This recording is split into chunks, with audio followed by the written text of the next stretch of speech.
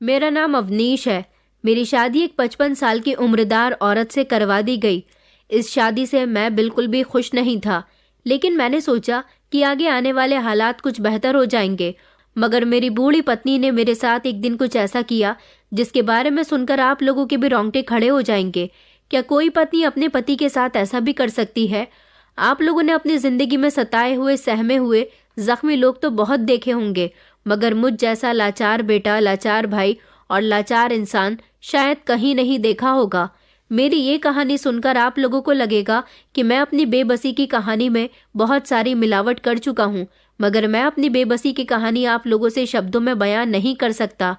आपको कहानी सुनाते हुए भी मेरी आंखों से लगातार आंसू निकल रहे हैं, दिल भर भर कर आ रहा है। बचपन से लेकर अब तक मैंने बहुत सारी मुश्किलों का सामना किया, तब जाकर मेरा बचपन खत्म हुआ और मैंने जवानी की तरफ कदम बढ़ाया। जब मेरी उम्र 9 साल थी तब मेरे पिता मुझे इस दुनिया से छोड़कर चले गए। मेरी माँ ने हम सब बहन भाई को बड़ी मुश्किल से पाल पोस कर बड़ा किया। मेरी उस समय 7 महीने की एक छोटी बहन भी मौजूद थी। मुझसे छोटी मेरी बहन की उम्र 3 साल थी और एक बहन 6 साल की थी। हम 4 भाई बहन थे। चारों ने ही अपने पिता के बिना जिंदगी गुजारी थी।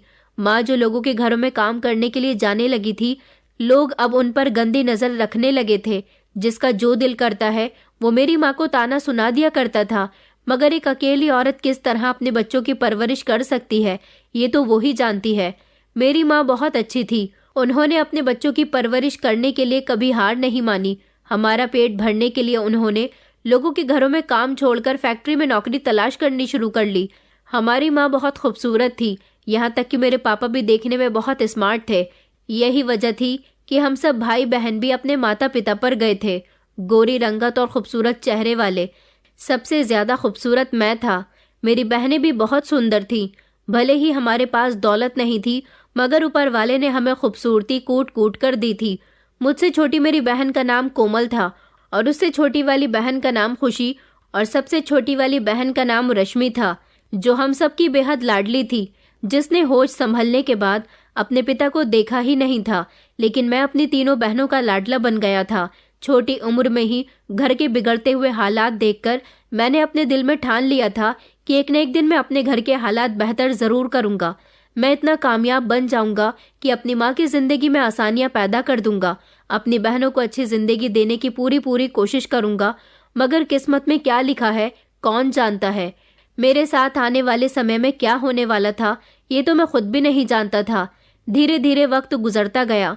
मेरी माँ एक फैक्ट्री में नौकरी करके हम सब भाई बहनों को पाल रही थी। उसे अपनी परवाह भी नहीं थी। दुनिया वाले मेरी माँ का बहुत फायदा उठाया करते थे। मुझे अच्छी तरह से याद है जब एक दिन मेरी माँ सेठ जी के बंगले पर नौकरानी का काम करने के लिए गई थी, तब मैं भी उसके साथ जाता था। माँ को अगर किसी काम की जरूरत होती तो मैं उनकी मदद कर दिया करता था। उस समय मेरी छोटी बहन भी बहुत छोटी थी। माँ अगर काम में लगी हुई होती तो मैं रश्मि को भी संभाल लेता था। एक दिन मैंने देखा कि सेठ जी ने मेरी माँ को दबोच लिया और वो उनके साथ बदतमीजी करने लगे। उस दिन उनके परिवार का कोई भी मेंबर घर में मौजूद नहीं था और मेरी माँ को अकेला घर में काम करते हुए देखकर उनकी उन पर नियत खराब हो गई। उन्होंने मेरी माँ की इज्जत के साथ खेलना चाहा, मगर मैं बच्चा जरूर था। अपनी माँ को चीखते चिल्लाते हुए देखकर घबरा गया और सोचने लगा कि जरूर मेरी माँ किसी बड़ी मुसीबत में फंसी हुई है। मैंने जल्दी से अपनी बहन को जमीन पर ही लिटा दिया और खुद उधर की तरफ भागा जिधर सेठ जी मेरी माँ को तंग कर रहे थे। मुझे समझ नहीं आया कि मैं क्या करूं। सेठ जी को नहीं पता था कि मैं उनके पीछे खड़ा हुआ हूं। उन्होंने घर का मेन दरवाजा तो अच्छी तरह से बंद कर दिया था, मगर घर में मैं भी मौजूद था। मेरी माँ जोर जोर से चीख रही थी और उनसे खुद को छुड़ाने की कोशिश कर रही थी, मगर वो दरिंदा मेरी माँ को छोड़ने के लिए तैयार ही नहीं था। मैं जल्दी से भागकर डंडा उठाकर लाया और मैंने पीछे से ही सेठ जी के सर पर वो डंडा जोर से दे मारा। मैंने इतनी जोर से डंडा मारा था कि सेठ जी के सर से खून निकलने लगा था।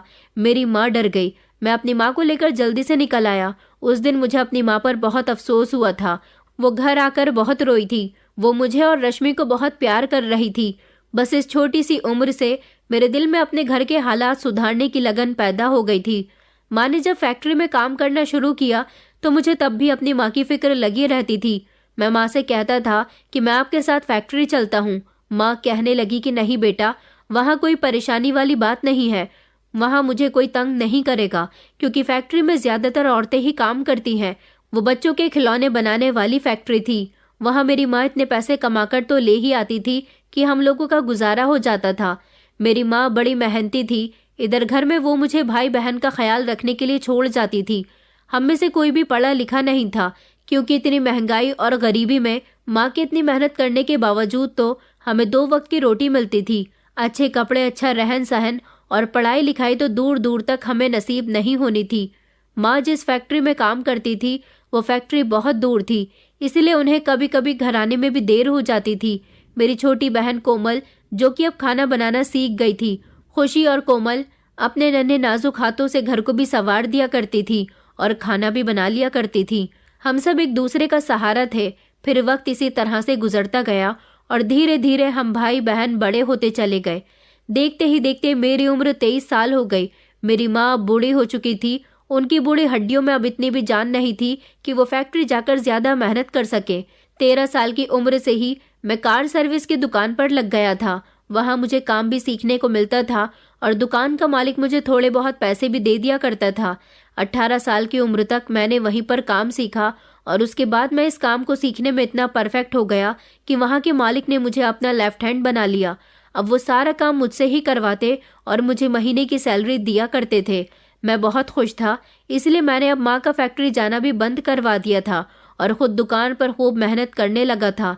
मुझे इतने पैसे तो मिल ही जाते थे जिनसे मेरी माँ घर का गुजारा आराम से कर लेती थी और हम सब लोग खुश भी रहने लगे थे। लेकिन कभी कभी इंसान की खूबसूरती उसे किसी ऐसी मुसीबत में डाल देती है जिसके बारे में उसे पता भी नहीं होता।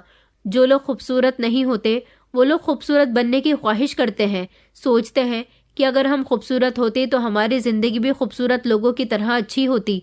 लोगों को लगता है कि खूबसूरत लोगों को दुनिया बहुत पसंद करती है, लेकिन शायद आप लोग ये नहीं जानते कि ये दुनिया ना तो खूबसूरत लोगों को पसंद करती है और ना ही बदसूरत लोगों को। हर कोई सिर्फ उसे पसंद करता है जिससे उसका मतलब पूरा होता है।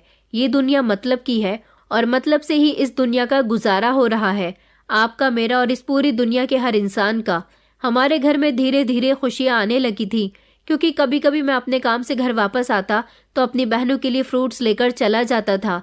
कभी कोई त्योहार आता तो अपनी सभी बहनों के कपड़े खरीद कर लाता था। माँ को भी ये सब देखकर बहुत अच्छा लगता था। मेरी माँ अब मेरी शादी करवाना चाहती थी, लेकिन मैं नहीं चाहता था कि पहले मेरी शादी हो। मैं कोमल की शादी करना चाहता था, जो मुझसे छोटी थी और काफी हद तक जवान भी हो गई थी। वैसे तो खुशी भी जवान थी, लेकिन अभी इतनी भी जवान नहीं हुई थी कि मैं उसकी शादी कर देता। सबसे छोटी रश्मि थी, सारा दिन घर में इधर से उधर खेलती फिरती थी। हालांकि उसकी उम्र अब काफी हो गई थी, मगर फिर भी उसका बचपन नहीं गया था। घर के हालात कई सालों में ही सही मगर धीरे धीरे बेहतर हो गए थे, क्योंकि वक्त हमेशा एक जैसा नहीं रहता। वक्त की रफ्तार बढ़ जाती है, लेकिन धीरे धीरे वो बदलता रहता है। एक दिन मैं अपनी दुकान पर काम कर रहा था जब एक अमीर औरत की गाड़ी हमारी दुकान के बाहर आकर रुकी। उस औरत ने अपनी गाड़ी का शीशा खोला और मेरे मालिक से कहने लगी कि मुझे अपनी गाड़ी रिपेयर करवानी है। मेरे मालिक ने मुझे आवाज लगाई और कहने लगे कि जरा मैडम की गाड़ी चेक करो। मैं जैसे ही बाहर निकला, मैंने मैडम की गाड़ी चेक की तो उनकी गाड़ी में इतनी खराबी आ चुकी थी कि उनकी गाड़ी हमें अपने पास 24 घंटे तक रखनी थी और उसकी सर्विस में टाइम भी लग सकता था, मगर फिर भी हमने उन्हें 24 घंटे का समय दे दिया था। मैं इसी बारे में उस औरत से बात करने के लिए उसकी गाड़ी के शीशे के करीब गया। मैं उसे अभी यही सब कुछ बता रहा था जब मैंने नोटिस किया कि वो मेरी बात का कोई जवाब नहीं दे रही। वो तो बस लगातार मुझे देखती ही जा रही थी। उसकी नज़र मेरे चेहरे से हटी नहीं रही थी। वो दिन मेरी जिंदगी का सबसे खतरनाक दिन था। उसी दिन से मेरी जिंदगी में बर्बादियां आनी शुरू हो गई थी। उस औरत ने मुझे इतनी अजीब नज़र से देखा कि मुझे शर्मिंदगी महसूस होने लगी थी। उसने बड़ी प्यार से मेरी बात का जवाब दिया कि अच्छा ठीक है, मैं कल इसी समय आकर अपनी गाड़ी ले जाऊंगी। वो अपनी गाड़ी वहां छोड़कर दूसरी गाड़ी में बैठकर चली गई थी। उसने अपने ड्राइवर से हाथों हाथ दूसरी गाड़ी मंगवा ली थी। मैंने उसकी गाड़ी को रात तक ठीक कर दिया था और अगले दिन वो अपनी गाड़ी जब वहां दोबारा लेने आई तो फिर से वो मुझे घूर घूर कर देख रही थी। मैंने देखा था कि जब उसे मालिक को पैसे देने थे तो उसने उन्हें पैसे नहीं दिए, बल्कि मुझे अपने पास बुलाया और जितने पैसे उस गाड़ी की सर्विस की कीमत बनती थी उसने उन पैसों से भी ज्यादा पैसे दिए। मैंने कहा मैडम, आप थोड़े पैसे ज्यादा दे रही हो। वो कहने लगी कि नहीं, ये तुम्हारी मेहनत है, तुमने मेरी गाड़ी की बहुत अच्छी सर्विस की है। ज्यादातर हर कस्टमर मेरे मालिक को ही पैसे दिया करते थे, मगर वही एक औरत थी जो बड़ी खुशी खुशी मेरे हाथ में पैसे रखकर चली गई थी, और पैसे भी ज्यादा थे। मुझे जितना प्रॉफिट हुआ वो प्रॉफिट मैंने अपने पास रख लिया और बाकी जितने भी पैसे थे वो मालिक को दे दिए थे। अगले दिन वो औरत फिर से हमारी दुकान पर आई, मगर अगले दिन मैं काम पर नहीं गया था। वैसे तो हमारी दुकान हफ्ते के हर दिन ही खुलती थी। मैं दिन रात मेहनत करता था, लेकिन मुझे आराम करने का समय नहीं मिलता था, इसलिए मैंने हफ्ते का एक दिन अपने आराम के लिए रखा हुआ था। मालिक को भी इस बात से कोई एतराज नहीं था। ये बात वो अच्छे से जानते थे कि मैं कितनी मेहनत और लगन से काम करता हूँ। उस दिन वो औरत दुकान पर आने के बाद मालिक से मेरे बारे में पूछने लगी। मालिक ने उसे बताया कि मैं छुट्टी पर हूँ और अक्सर मैं मंगलवार के दिन छुट्टी पर होता था। ये बात जब उसे पता चल गई तो वो थोड़ी घबराई हुई लगने लगी। न जाने उसे क्या प्रॉब्लम थी। उसने मालिक से कहा कि वो उसे मेरे घर का एड्रेस बता दे या फिर मेरा कॉन्टैक्ट नंबर दे दे ताकि वो मेरे घर आ सके। मालिक के पास मेरा कॉन्टैक्ट नंबर भी था और एड्रेस भी था, इसलिए उन्होंने उसे मेरे कॉन्टैक्ट नंबर के साथ साथ घर का एड्रेस भी दे दिया और वो मेरे घर का एड्रेस फॉलो करते हुए मेरे घर के दरवाजे तक आ गई थी। जब उसने मेरे घर का दरवाजा बजाया तो उस समय मैं अपने कमरे में सोया हुआ था, जबकि मेरी माँ बहनें घर के किसी न किसी काम में बिजी थी। उस समय दोपहर के 3 बज रहे थे और छुट्टी वाले दिन दोपहर के समय अक्सर मैं सो रहा होता था। मेरे घर का दरवाजा बजा तो उस समय मेरी बड़ी बहन कोमल ने खोला था। कोमल ने जब उससे पूछा कि जी आप कौन, तो उसने कहा कि मुझे अवनीश से मिलना है। मेरी बहन कहने लगी कि जी भैया तो इस समय सोए हुए हैं, आपको उनसे क्या काम है। वो कहने लगी कि मुझे उनसे बहुत ज़रूरी बात करनी है। मेरी बहन उसके पीछे खड़ी हुई बड़ी सी गाड़ी को देख चुकी थी, जबकि मेरी बहन बहुत हैरान हो रही थी। आज तक ऐसा कभी नहीं हुआ था कि इतनी बड़ी गाड़ी में बैठकर कोई अमीर औरत हमारे घर के दरवाजे तक पहुंची हो और फिर वो मुझे तलाश करते हुए आई हो। मेरी बहन ने उसे दरवाजे पर ही ठहरने के लिए कहा और वो खुद जल्दी से घर के अंदर जाकर माँ और बहनों को ये बात बताने लगी। माँ ने कहा कि रुको, मैं देखती हूँ कि कौन आया है। माँ ने भी उस औरत से यही सवाल किया। उसने कहा कि आप लोगों को ज्यादा हैरान होने की जरूरत नहीं है, मैं आपके बेटे से ही मिलने के लिए आई हूँ, मुझे उससे कुछ जरूरी बात करनी है। मेरी माँ जल्दी से कमरे के अंदर आई और उन्होंने मुझे झंझोड़कर उठाने की कोशिश की। उन्होंने कहा कि कोई रूपाली नाम की औरत तुमसे मिलने के लिए आई है। रूपाली नाम भी मैं पहली बार सुन रहा था, क्योंकि इस नाम की मैं किसी भी औरत को नहीं जानता था। माँ ने कहा कि बेटा एक बार उठकर देख लो, उसने कहा है कि उसे तुमसे कोई ज़रूरी काम है। मैंने सोचा कि मेरा कोई कस्टमर होगा, मगर फिर मैं ये सोचकर गुस्सा करने लगा कि जो भी कस्टमर है उसे मेरे घर का एड्रेस किसने दिया, वो मेरे घर तक कैसे पहुंचा। ये काम तो मैं दुकान पर ही करता हूँ। फिलहाल मैं झट से उठा और अपने घर के दरवाजे पर पहुंचा तो उस औरत को वहां पर देखकर हैरान रह गया। वो औरत कहने लगी कि तुम मुझे पहचान गए होंगे। हाँ, मैं उस औरत को पहचान गया था। मैं उसकी शक्ल कैसे भूल सकता था।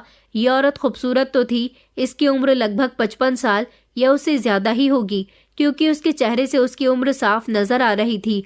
यहाँ तक कि उसके चेहरे पर झुर्रियाँ भी महसूस हो रही थी। लेकिन अमीर लोग पैसे की ताकत से अपने आप को सुंदर बनाने की काफ़ी कोशिश करते हैं, मगर उम्र का एक हिस्सा ऐसा भी आता है जब इंसान अपनी उम्र कितनी ही छुपाने की कोशिश कर ले, लेकिन अपनी बढ़ती हुई उम्र को लोगों के सामने दिखने से नहीं रोक सकता। इस औरत ने मुझसे कहा था कि मुझे आपसे ज़रूरी बात करनी है। कस्टमर लोगों को मैं अपने घर के अंदर नहीं ला सकता था, भले ही वो औरत हो या फिर मर्द। मेरे घर में जवान बहनें थीं। मैं खामोशी से उस औरत के साथ घर से बाहर निकल गया। चाय के एक होटल पर जाकर मैंने उससे बातचीत की। वहाँ चाय पीते हुए उस औरत ने मुझसे बड़ी ही अजीब बात कही थी, जिसे सुनकर मैं चौंक गया था। उस औरत का कहना था कि मैं तुमसे शादी करना चाहती हूँ, तुम मुझे पसंद आ गए हो। उसकी बात सुनकर तो जैसे मेरे होश उड़ गए थे, बल्कि काफ़ी देर तक तो मुझे उसकी कही हुई बातों पर विश्वास भी नहीं हो रहा था कि औरत एक तरह से जो कह रही है वो सच है या फिर मेरा वहम है, मैं ही कुछ गलत सुन रहा हूँ। मगर उसने जब दोबारा से ये बात दोहराई तो मेरे होश उड़ गए। मैंने कहा, आप ये क्या कह रही हो? शादी करना कोई गुड्डे गुड़ियों का खेल है जो आपने कहा, और मैंने फौरन आपकी बात मान ली। वो कहने लगी कि मुझे पता था कि तुम इतनी आसानी से मेरी बात नहीं मानोगे। देखो, मैंने तुम्हारा घर देखा है, टूटा फूटा छोटा सा घर, गरीबी भरी जिंदगी। आखिर तुम्हें ऐसी जिंदगी क्या दे सकती है? सिर्फ गरीबी के अलावा कुछ भी नहीं। मुझसे शादी कर लोगे तो तुम्हारी जिंदगी बदल जाएगी। मैं तुम्हें पैसों में इतना तोल दूंगी कि तुम्हें कभी किसी चीज़ की कमी नहीं होगी। बताओ, मेरा ऑफर मंजूर है? मैंने उसकी बात सुनकर कुछ देर तक तो सोच विचार किया, लेकिन फिर उसके बाद मैंने उसके इस फैसले से साफ इनकार कर दिया और मैं वहां से उठकर जाने लगा। वो कहने लगी कि इस बारे में सोचना ज़रूर। तुम्हारे मुझसे शादी करने पर सिर्फ तुम्हारी जिंदगी ही नहीं बल्कि तुम्हारी बहनें और तुम्हारी माँ की भी जिंदगी बदल जाएगी। वो बोलती रही, मगर मैंने उसको पलटकर नहीं देखा। वो सच में कोई पागल औरत थी। पहली बार की ही मुलाकात को मोहब्बत समझ बैठी थी और उसने मुझे शादी के लिए प्रपोज भी कर दिया था। मुझे उसकी ये हरकत कुछ ठीक नहीं लगी थी। कहाँ मैं जवान खूबसूरत लड़का और कहाँ वो इतनी उम्रदार औरत। उसके तो मेरी उम्र के ही बच्चे होंगे।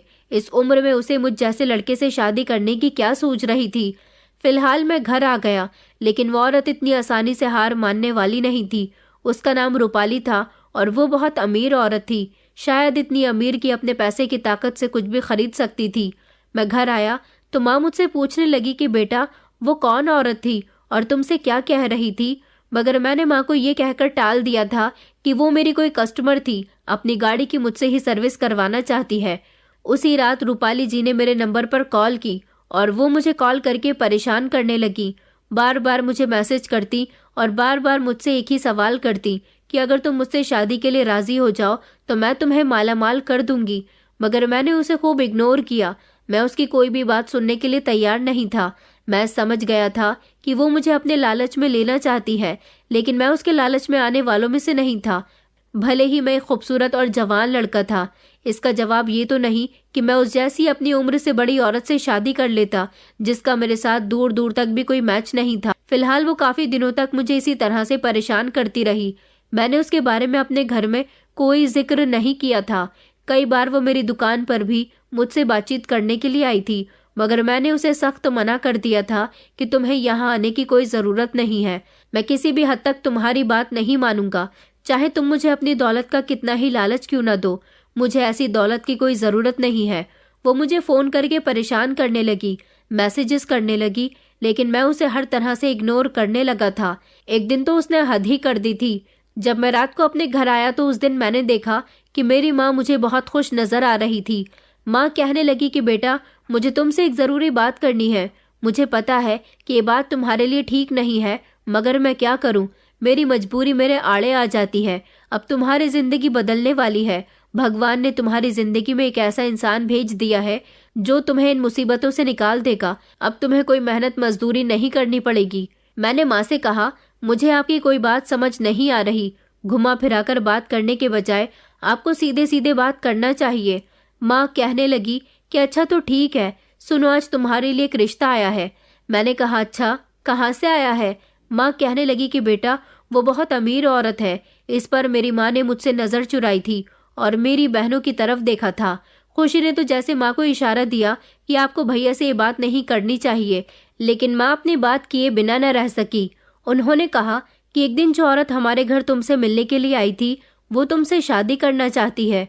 माँ की बात सुनकर मुझे कोई झटका नहीं लगा था, बल्कि ये बात तो मैं पहले ही जानता था। हाँ, अब की बार ये क्लियर हो गया था कि वो मेरे घर आकर मेरी माँ से भी ये बात कर चुकी थी। मुझे उसकी ये हरकत बिल्कुल भी पसंद नहीं आई थी, लेकिन माँ ने मुझे जब ये बताया कि मैं उसको तुम्हारे लिए हाँ कर चुकी हूँ, ये सुनकर तो जैसे मेरे पैरों तले से ज़मीन निकल गई थी। मेरी अपनी माँ अपने सगे बेटे के साथ ये सब कैसे कर सकती थी? एक बार उन्हें मुझसे इस बारे में पूछ तो लेना चाहिए था। मैंने माँ से कहा, आपने ये क्या कर दिया माँ? तो माँ कहने लगी कि हाँ बेटा, मैं सच कह रही हूँ। मैंने कहा, माँ, आपको ऐसा नहीं करना चाहिए था। रूपाली जी तो ना जाने कब से मुझे अपनी बातों में फंसाने की कोशिश कर रही है, मगर मैं उसकी बातों में फंसने वालों में से नहीं हूँ। मुझे आपसे तो इतनी बेवकूफ़ी की उम्मीद नहीं थी। मेरी माँ कहने लगी कि मैं जानती हूँ कि बेटा, तुम हरगिज़ भी इस रिश्ते के लिए तैयार नहीं होगे, मगर ऐसा करने में मेरा एक बहुत बड़ा मकसद छुपा हुआ है। मैंने कहा, कैसा मकसद? माँ कहने लगी कि देखो बेटा, बचपन से लेकर अब तक तुमने मेहनत ही मेहनत की है। हम लोगों ने सारी जिंदगी गरीबी में गुजार दी और मुझे नहीं लगता कि आगे भी हमारे घर के हालात इस 2 वक्त की रोटी से आगे बढ़ेंगे। आजकल पेट भरने के लिए और अपनी ख्वाहिशें पूरी करने के लिए 2 वक्त की रोटी ही काफ़ी नहीं होती। अच्छी ज़िंदगी उसे ही कहते हैं जहाँ रहने के लिए बड़ा घर हो, खाने के लिए अच्छी वैरायटी का खाना हो, सोने के लिए अच्छा और नर्म बिस्तर हो, पहनने के लिए अच्छे कपड़े हों, यही अच्छी जिंदगी होती है। और हम इस छोटे से टूटे फूटे घर में रहकर आखिर कब तक ऐसी जिंदगी गुजारते रहेंगे? ऊपर वाले ने तुम्हें बहुत अच्छा मौका दिया है, तुम इस औरत से शादी कर लो। मैं ये तो नहीं जानती कि ये औरत तुमसे क्यों शादी करना चाहती है, इसकी पहले शादी हुई भी है या नहीं, मगर इसने मुझे ये बताया था कि उसने तुम्हें पहली नज़र में देखते ही पसंद कर लिया था और अब वो तुमसे इसीलिए शादी करना चाहती है क्योंकि उसकी जो शादी की उम्र थी उस उम्र में उसकी शादी ना हो सकी। अब जब उसे तुमसे मोहब्बत हो गई है तो वो तुम्हें अपना जीवन साथी बनाना चाहती है। उसकी तुमसे शादी हो जाएगी तो हमारी जिंदगी भी संवर जाएगी। वो हमें इतने पैसे देगी कि तुम्हारी बहनों की शादी भी अच्छे घर में हो सकेगी और तुम उसकी दौलत के हकदार बन जाओगे। मैंने कहा, माँ, ये सब तो उसने मुझे भी बताया था, मैं उसके लालच में नहीं आया, मगर मुझे आपसे ऐसी उम्मीद नहीं थी कि आप उसके लालच में आ सकती हो। आपने अपना लालच और अपनी बेटियों का लालच पूरा करने के लिए अपनी बेटी की शादी एक ऐसी औरत से करवाने का फैसला कर लिया जो आपके बेटे से बहुत बड़ी है। मुझे इस बात पर बहुत गुस्सा आया और मैं गुस्से से ही घर से निकल आया था। लेकिन जब बाद में मैं दोबारा घर गया तो मैंने देखा कि मेरी माँ जिद लगाए बैठी थी कि तुम्हारी शादी होगी तो रूपाली जी से ही होगी। माँ मेरी बात मानने के लिए तैयार नहीं थी। उन्होंने रूपाली को भरोसा दिला दिया था कि वो मुझे मना लेंगी, लेकिन मैं नहीं मानने वाला था। मैं समझ गया था कि मेरी माँ की आंखों पर लालच की पट्टी बंध गई है। मैंने माँ से कहा था, अगर आपने मेरे साथ जबरदस्ती करने की कोशिश की तो मैं इस घर से भाग जाऊंगा। और माँ ने कहा था कि अगर तुमने मेरी बात नहीं मानी तो मैं ये घर छोड़कर चली जाऊंगी, फिर तुम अकेले इस घर में रहते रहना। मैं बहुत परेशान था, मैं करूं तो क्या करूं। एक दिन मैंने रूपाली जी को कॉल करके इतनी बातें सुनाई कि वो भी शर्मिंदा हो गई थी। मैंने कहा, आपको जब मैंने घास नहीं डाली तो आपने मेरी माँ को अपने बहकावे में ले लिया। चाहे जो हो जाए, मैं आपसे शादी नहीं करूंगा। इसी टेंशन में मेरी तबीयत खराब हो गई थी क्योंकि मैंने हॉल में अपनी माँ को भी देख लिया था जो जिद पकड़कर बैठ गई थी।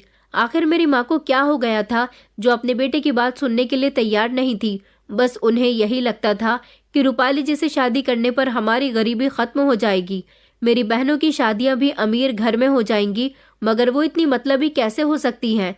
मैं इतना परेशान रहने लगा था कि अब घर में ना तो मैं खाना खाता था और ना ही किसी से कोई बात करता था। मेरी माँ जो कुछ भी कर रही थी ये सब बहुत गलत था। ये मेरी बहनों को भी दिखाई दे रहा था। मेरी माँ ने तो रूपाली जी के साथ मेरी शादी की डेट भी फिक्स कर दी थी। मैं कई बार रूपाली जी को इनकार कर चुका था, मगर मेरी माँ का कहना था कि वो मुझे जैसे तैसे मना ही लेंगी। उन्होंने रूपाली जी को भरोसा दिला दिया था। रूपाली जी का कहना था कि वो मुझसे बहुत मोहब्बत करने लगी हैं। पहली नज़र में मुझे देखते ही उनको मुझसे मोहब्बत हो गई। धीरे धीरे मेरी शादी के दिन करीब आ रहे थे और उधर मेरी माँ को मेरी नाराज़गी से कोई फर्क नहीं पड़ता था। मैं नहीं चाहता था कि मैं अपनी और माँ बहनों को छोड़कर चला जाऊं, लेकिन माँ मानने के लिए तैयार ही नहीं थी। मेरी बहनें भी माँ से मेरे लिए लड़ने लगी थी। उन्हें भी सही और गलत में फ़र्क दिखाई दे रहा था। वो माँ से हमेशा यही शिकायत करने लगी थी कि आपने हमारे भाई को तोड़कर रख दिया, वो बेचारे कितने दिनों से भूखे हैं, मगर आपको कोई फ़र्क नहीं पड़ता।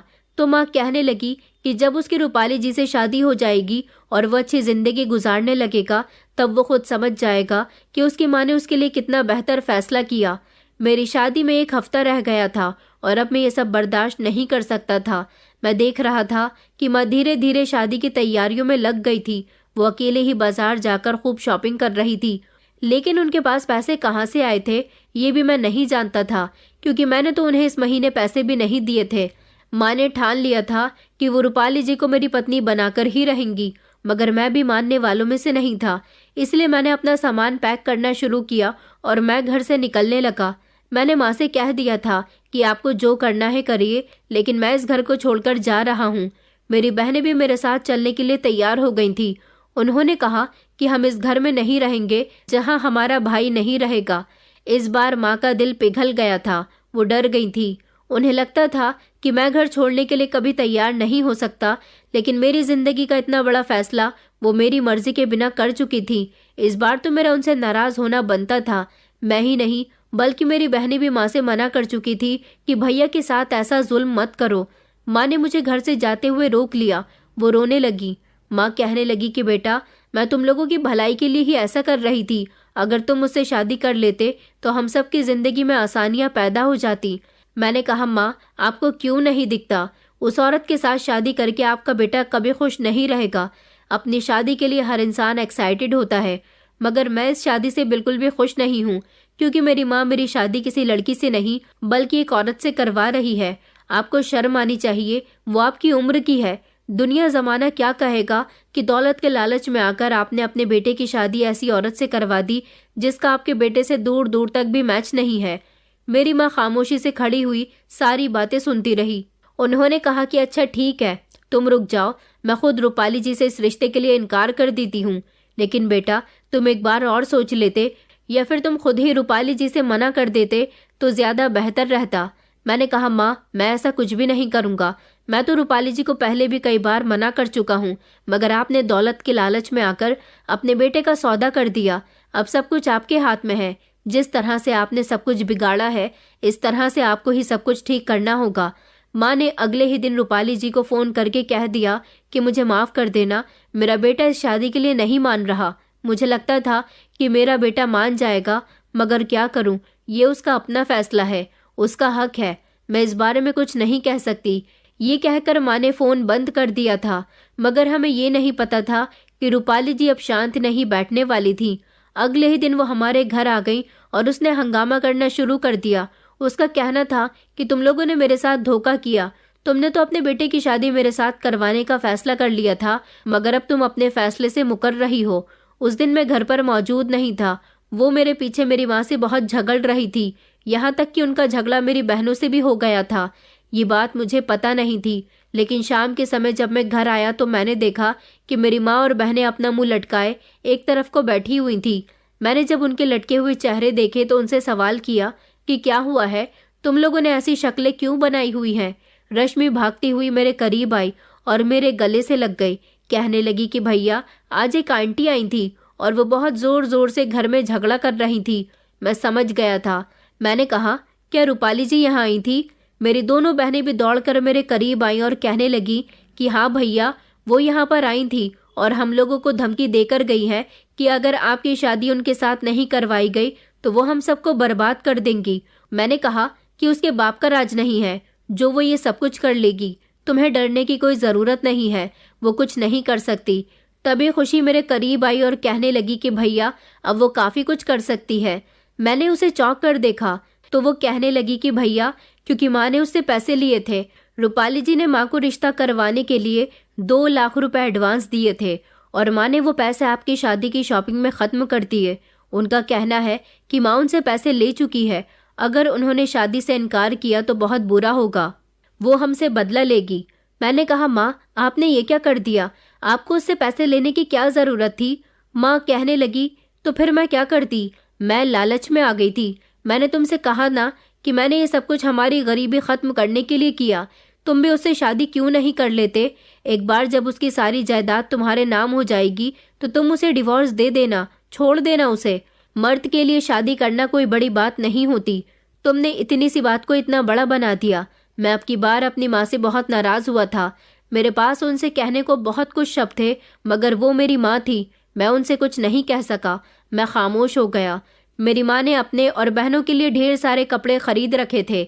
2 लाख रुपए वो ख़त्म कर चुकी थी और मेरी इतनी हैसियत नहीं थी कि मैं उसे 2 लाख रुपए दे सकता। उसने मेरी माँ को खरीद लिया था। मेरी माँ ऐसा ही चाहती थी, इसलिए मैंने खामोशी से अपने दिल पर पत्थर रखकर उस औरत से शादी कर ली। उस औरत ने मेरी माँ की एक एक शर्त को पूरा कर दिया था।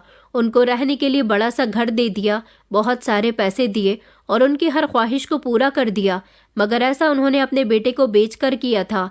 अब आप लोग सोचेंगे कि मैं इतनी आसानी से शादी के लिए तैयार कैसे हो गया, क्योंकि मेरी माँ ने मुझे कहा था कि बचपन से लेकर अब तक मैंने तुम्हारे लिए कितनी कुर्बानियाँ दी हैं, क्या तुम मेरे लिए एक मामूली सी कुर्बानी नहीं दे सकते? तो मैंने ये कुर्बानी अपनी माँ के लिए दे दी थी और अपनी बहनों को समझाया था कि माँ का साथ कभी मत छोड़ना, माँ से नाराज मत होना, जैसा वो कहें उसकी खुशी की खातिर करती रहना। आखिरी बार जब रूपाली जी हमारे घर गई थी तो उनका झगड़ा मेरी बहनों के साथ हुआ था। मेरी बहनों ने उनको बहुत बुरा भला कहा था। मेरी बहनें मेरी साइड ले रही थी, जबकि मेरी माँ मेरी बहनों को खामोश करवाने की कोशिश कर रही थी। तभी से रूपाली जी को मेरी बहन खुशी और कोमल बहुत बुरी लगने लगी थी। उसने भले ही मुझसे शादी करने के बाद मेरी माँ की शर्तों को पूरा कर दिया था, मगर उसे अभी भी मेरी बहनों से जलन थी। मेरी तीनों बहनें भले ही माँ के साथ रहती थी, मगर अब उनका बेटा उनसे दूर हो चुका था। रूपाली जी से शादी करने के बाद मुझे कोई खुशी महसूस नहीं हुई थी। रूपाली जी के पिता एक बहुत बड़े बिजनेसमैन हुआ करते थे। रूपाली जी अपने पिता की इकलौती बेटी थी। सारी जिंदगी उनके पिता अपनी बेटी के लिए अच्छे रिश्ते की तलाश करते रहे, मगर बेटी को कोई लड़का कभी पसंद ही नहीं आता था। एक दिन उनके पिता मर गए और सब कुछ उनकी बेटी के नाम हो गया। अपने पिता का बिजनेस भी वो अकेले ही संभाल रही थी, मगर जब उसने मुझे देखा तो वो मेरी दीवानी हो गई और उसने ठान लिया कि वो कुछ भी करके मुझे अपना बनाकर ही रहेगी। अपनी जिद और घमंड में रूपाली जी ने मेरे साथ बहुत गलत किया था। मैं उनके साथ शादीशुदा जिंदगी तो गुजार रहा था, लेकिन मैं बिल्कुल भी खुश नहीं था। अपनी माँ से मैं सारे संबंध खत्म कर चुका था। माँ मुझसे मिलने के लिए कई बार वहाँ आई थी, लेकिन मैं उनसे कोई बात नहीं करना चाहता था। कई बार उन्होंने मुझे मनाने की भी कोशिश की, मगर मैं कैसे मान सकता था, क्योंकि अब मैं उनका बेटा नहीं रहा था। वो तो मुझे एक अमीर औरत के हाथ बेच चुकी थी, तो फिर मैं उनसे उनके बेटे जैसा सुलूक कैसे कर सकता था। रूपाली जी एक ऐसी औरत थी जिसको अपनी दौलत का बहुत घमंड था। उसकी जिंदगी बचपन से लेकर अब तक किसी बुनियाद पर चल रही थी कि उसे जो चीज पसंद आ जाती वो उसे पाकर ही रहती थी। वो बहुत घमंडी थी। उसे लगता था कि पैसे से दुनिया की हर चीज खरीद ली जा सकती है, मगर वो ये नहीं जानती थी कि जो सुकून और मोहब्बत वो मुझसे चाहती थी, मैं वो उसे नहीं दे सका। वो भले ही मुझसे शादी कर चुकी थी, मगर उसने मुझे नहीं पाया था। मैं उसका अभी भी नहीं हो सका था। वो इतने गुस्से भरी औरत थी कि अगर उससे कोई कुछ कह देता तो वो उसे अपना बदला लेना नहीं भूलती थी।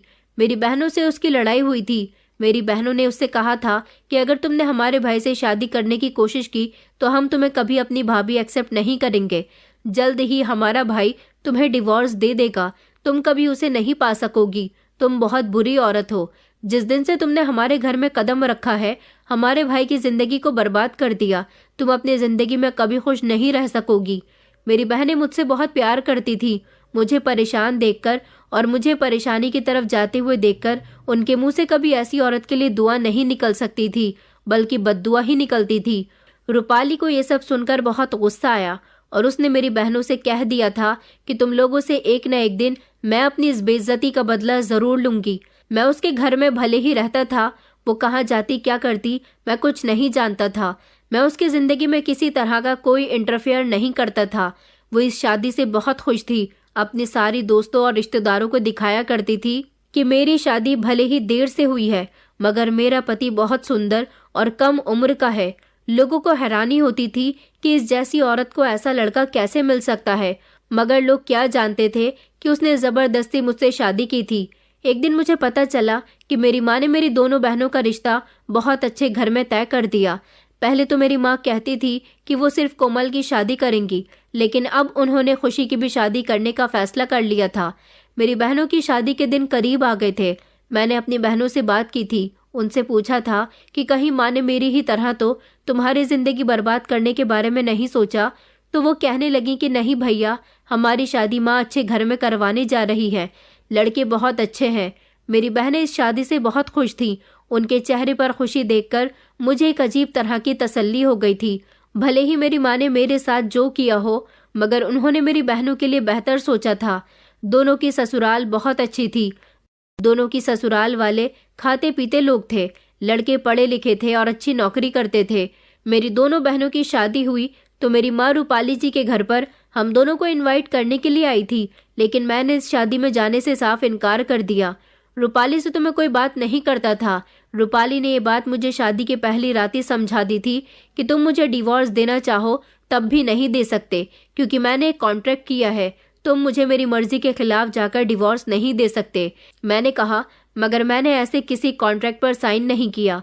मैं ऐसे किसी कॉन्ट्रैक्ट को नहीं मानता। तो वो कहने लगी कि तुम्हारा साइन करना मेरे लिए बहुत ज़रूरी नहीं है। मैं जानती हूँ कि तुम पढ़े लिखे नहीं हो। तुम्हारा अंगूठा ही तुम्हारे लिए काफ़ी है। शादी से पहले जब तुम अपने घर पर गहरी नींद में सो रहे थे, तब तुम्हारी माँ ने उन पेपर्स पर तुम्हारा अंगूठा लगवाकर वो पेपर्स मुझे दे दिए थे। मुझे बड़ी हैरानी हुई थी कि मेरी माँ ने मेरे साथ कितनी चालाकी की थी। मैं जिस दुकान पर काम किया करता था, रूपाली जी से शादी करने के बाद मैंने वहाँ की भी नौकरी छोड़ दी थी, क्योंकि रूपाली जी ने अब मुझे अपना बिजनेस सौंप दिया था, लेकिन मैं उसके बिजनेस में कोई इंटरेस्ट नहीं लेता था। सारा दिन खुद को कमरे में बंद रखता था। मैंने अपनी बहनों की शादी में जाने से साफ इनकार कर दिया था। उनकी शादी में भी रूपाली ही गई थी, लेकिन मैं अपनी बहनों के सर पर हाथ रखना चाहता था।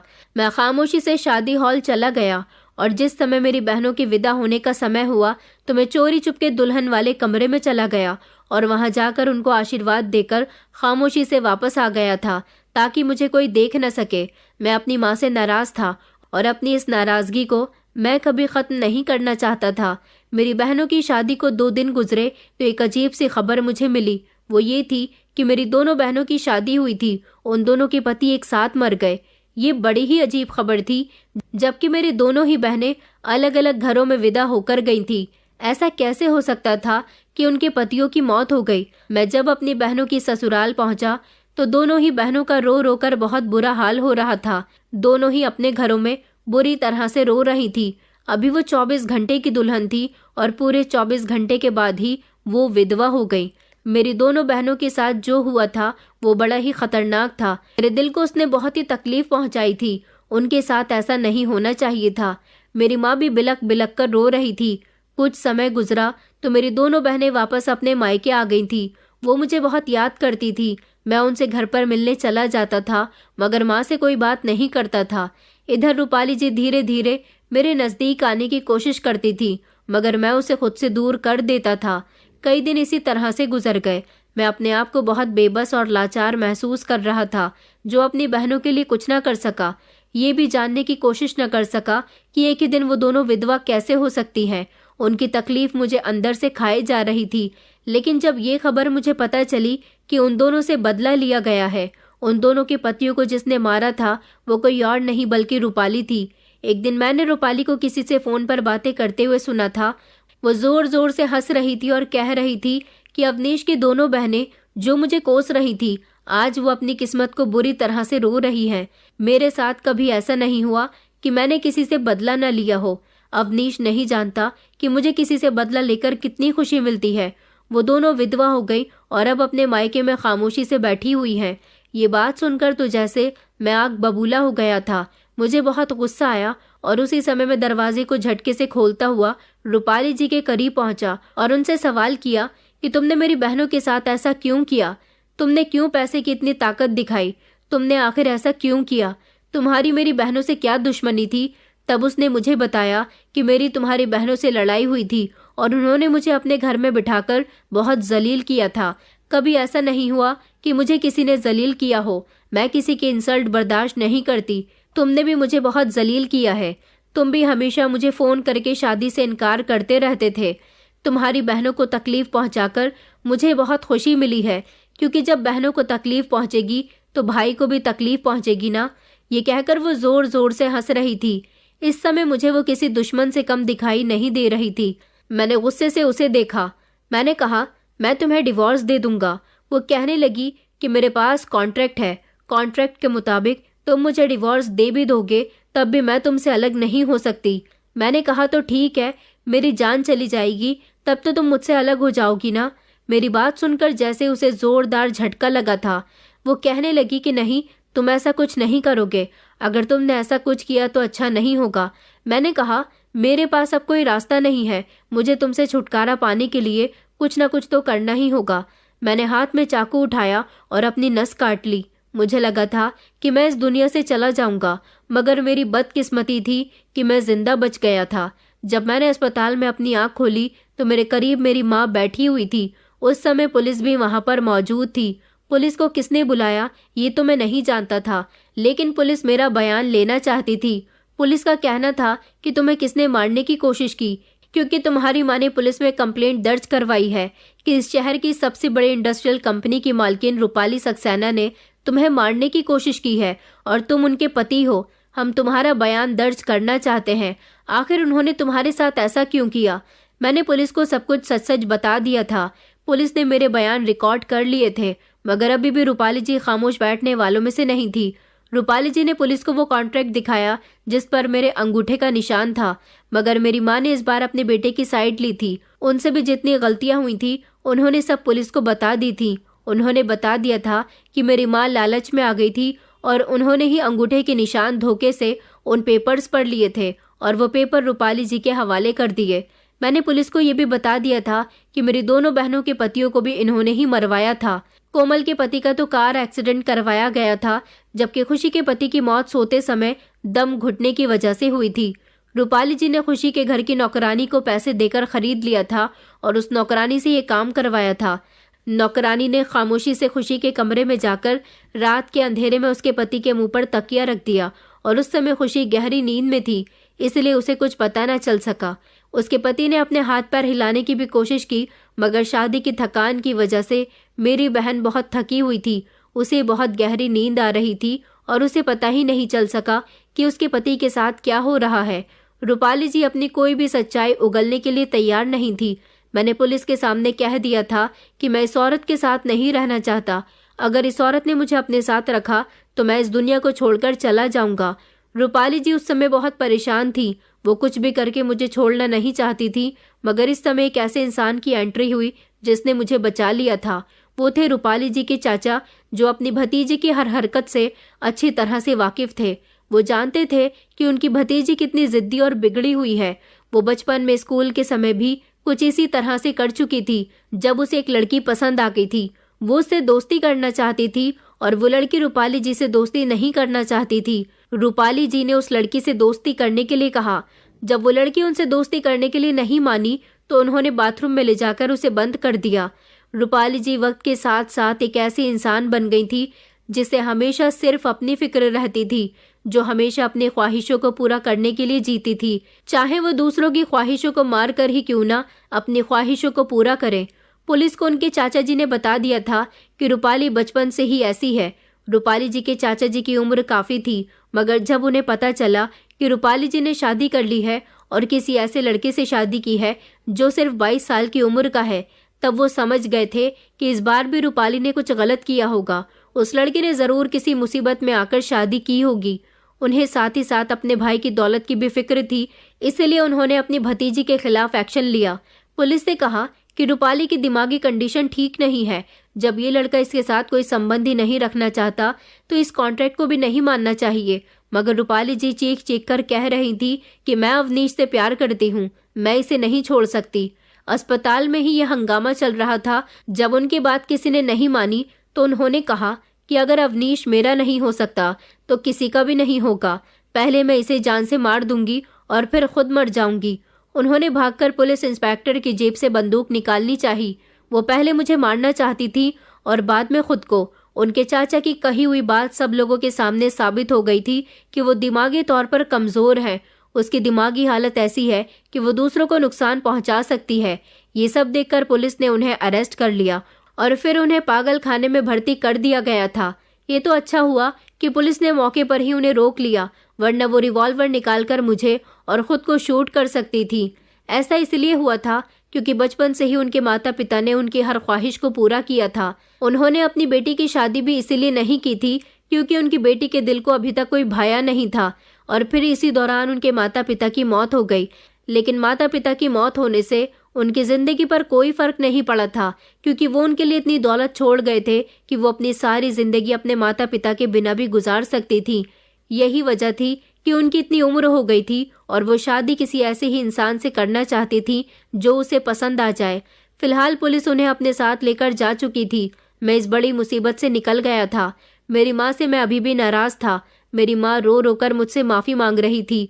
मेरी माँ की एक छोटी सी गलती ने मेरी और मेरी दोनों बहनों की जिंदगी को बर्बाद कर दिया था।